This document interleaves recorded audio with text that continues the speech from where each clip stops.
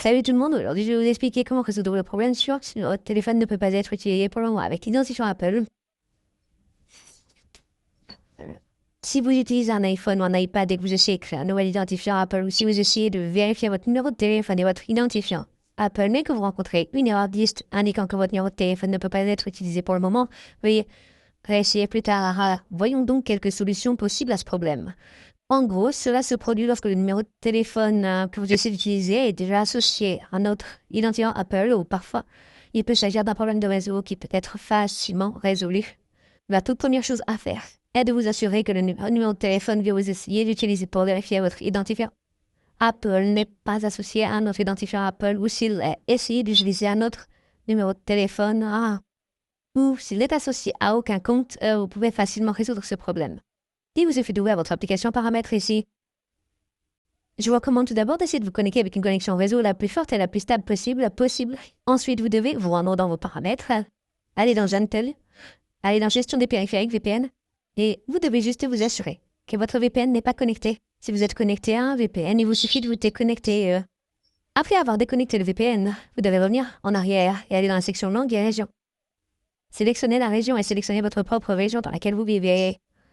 Après avoir sélectionné votre région, vous devez revenir en arrière et aller dans la section date et heure. Vous devez juste vous assurer que la date et l'heure sont activées pour être réglées automatiquement.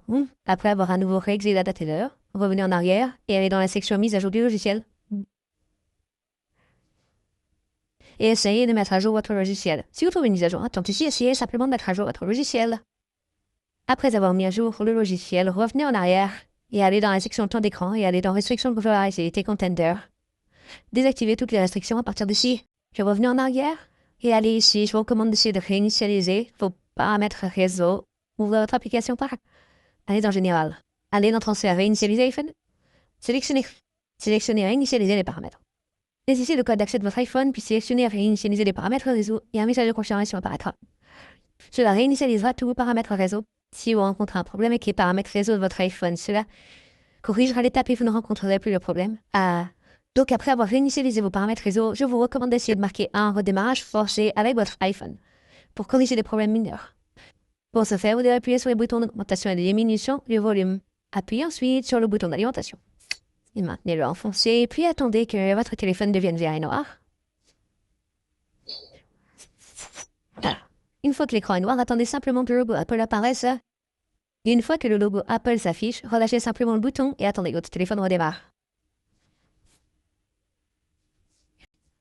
Après le redémarrage, il vous suffit de déverrouiller votre téléphone que vous devez réessayer pour vérifier si le problème a été résolu ou non. C'est là le problème. Merci beaucoup d'avoir regardé la vidéo. À la prochaine vidéo. Au revoir.